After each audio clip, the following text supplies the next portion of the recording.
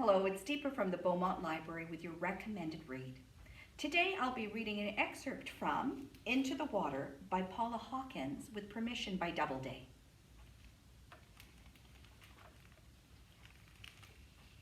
I remember. On the back seat of the camper van, pillows piled up in the center to mark the border between your territory and mine, driving to Beckford for the summer. You fidgety and excited. You couldn't wait to get there. Me green with car sickness, trying not to throw up. It wasn't just that I remembered. I felt it.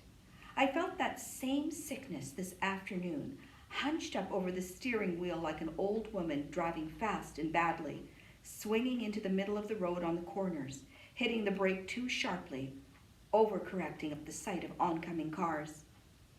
I had that thing, that feeling I get when I see a white van barreling towards me along one of those narrow lanes and I think, I'm going to swerve. I'm going to do it.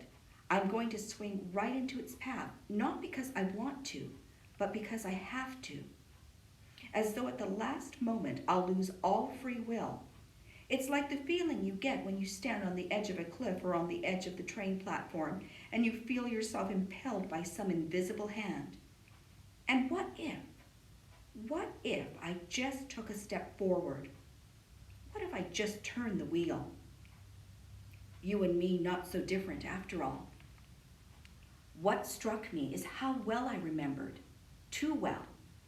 Why is it that I can recall so perfectly the things that happened to me when I was 8 years old, and yet trying to remember whether or not I spoke to my colleagues about rescheduling a client assessment for next week is impossible? The things I want to remember, I can't. And the things I try so hard to forget just keep coming.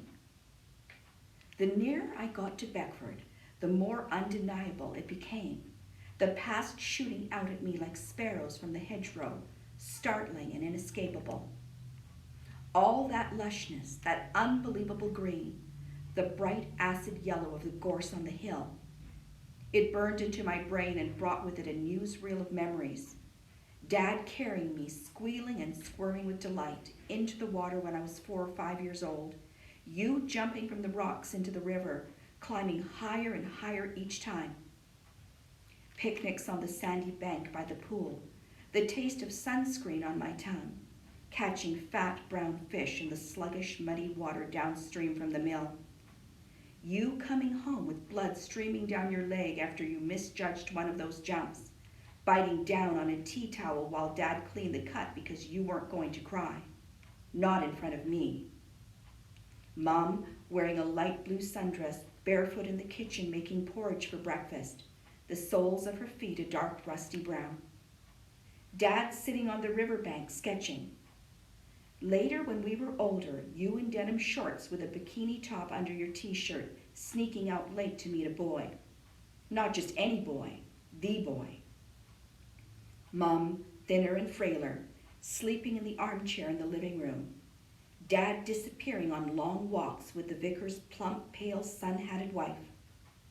I remember a game of football. Hot sun on the water, all eyes on me, blinking back tears, blood on my thigh, laughter ringing in my ears. I can still hear it, and underneath it all, the sound of rushing water. I was so deep into that water that I didn't realize I'd arrived. I was there in the heart of the town.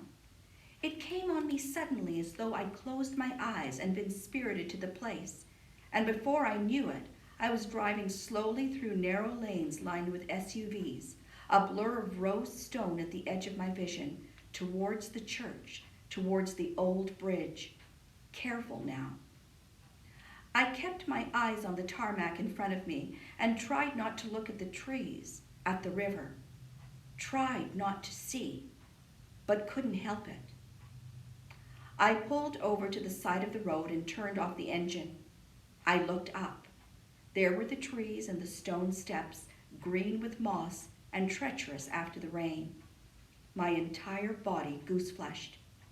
I remembered this, freezing rain beating the tarmac, flashing blue lights vying with lightning to illuminate the river and the sky, clouds of breath in front of panicked faces, and a little boy, ghost white and shaking, led up the steps to the road by a policewoman. She was clutching his hand, and her eyes were wide and wild, her head twisting this way and that as she called out to someone. I can still feel what I felt that night, the terror and the fascination. I can still hear your words in my head. What would it be like? Can you imagine? To watch your mother die?